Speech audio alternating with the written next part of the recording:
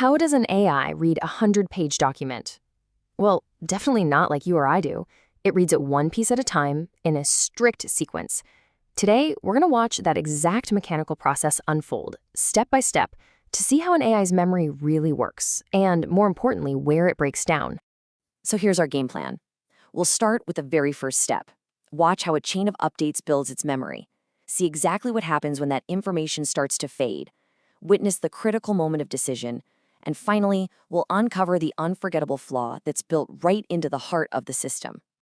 So let's get right to it. What is actually happening inside the machine's memory as it goes from page to page? What does it remember from page 1 when it finally gets to page 100? And maybe even more important, what does it forget along the way? All right, section 1, the first step. Let's see exactly where this all begins. For our example, we're going to be watching a specific type of sequential system called a recurrent neural network. You'll hear it called an RNN. Its job is pretty straightforward. Analyze a long, complicated loan document page by page. This is the perfect stress test for its memory. At its core, the whole process is just a simple two-step loop that repeats over and over again.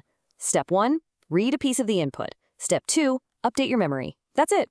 This constant, relentless repetition is the key to everything. Okay, let's start the clock. Here's our procedure. First, the system reads page 1 of the loan document. It immediately spots a key detail. Interest rate, 5%. That fact gets loaded directly into its working memory, what we can call its active context. Now, this working memory has a technical name. It's called the internal state, or sometimes the hidden state. Its only job is to hold a running summary of everything the network has processed up to this point. Right now, that summary is super simple. It's just the 5% interest rate. On to section 2, a chain of updates. Let's see how this memory starts to change. Next, the system moves on to the next page. It takes the new information from this page and combines it. It sort of blends it with the memory it had from the last step. This creates a brand new updated memory. This is that core loop in action. The memory is always a mix of the new stuff and the old stuff. And as the system just keeps chugging along, new facts are constantly getting folded into its memory. On page 27, it adds a late fee clause. Then on page 54, it learns about prepayment terms.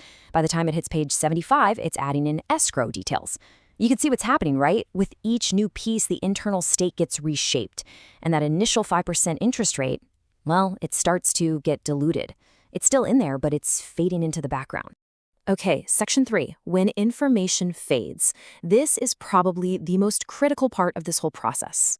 So, the system has now chewed through 97 pages of dense legal text.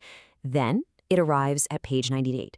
It reads a brand new, very important detail, a penalty clause. And just like everything before it, this new information gets mixed into its memory. And this right here is the crucial moment. After nearly 100 pages of constant updates, that original 5% interest rate from way back on page 1 is just not strongly active anymore. Now, the information isn't gone, this is really important. It's still there, like a faint echo. But its ability to actually influence a decision has been drastically reduced. It's become what researchers call a lossy summary of the distant past. Section 4, the moment of decision. Let's actually put this weakened memory to the test.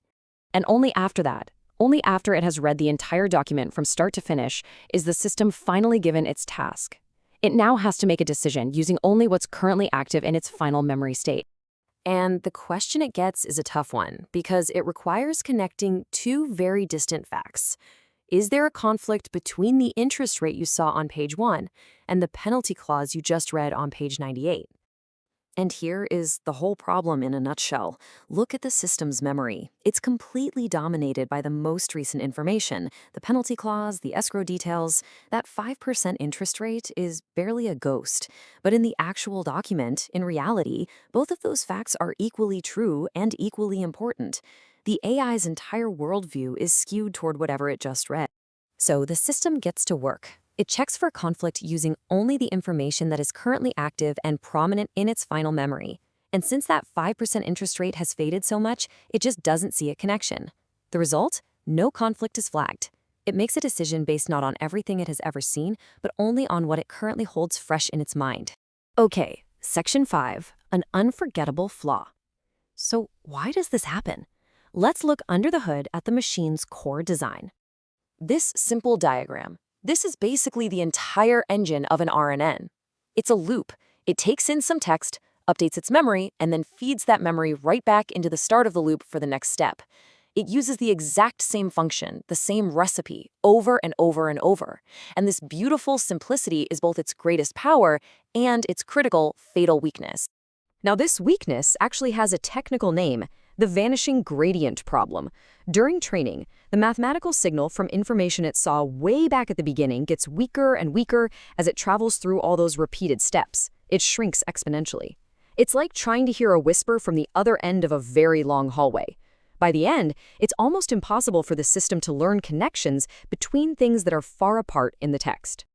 And this is not a new discovery. Way back in 1994, pioneers in the field like Yoshua Bengio were already pointing this out. They called it a trade-off between efficient learning by gradient descent and latching on information for long periods. In other words, the very thing that makes the system learn efficiently is what makes it forget over time. And this is the lock-in. This is simply how the system works. It is a structural limitation.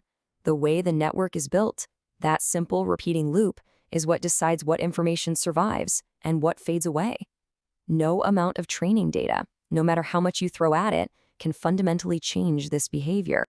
So, after watching this whole process, what's the core takeaway? It really boils down to this four-step reality. 1. Sequential systems read one part at a time. 2. New information overwrites old information. 3. Because of this, earlier details slowly fade. And 4. The crucial result. Distant facts stop influencing decisions. And this leaves us with a pretty fascinating question. If this simple, elegant loop has such a fundamentally flawed memory, then how can a machine ever truly remember and connect ideas across vast distances of text? The answer lies in much more complex designs, but that is a deep dive for another explainer.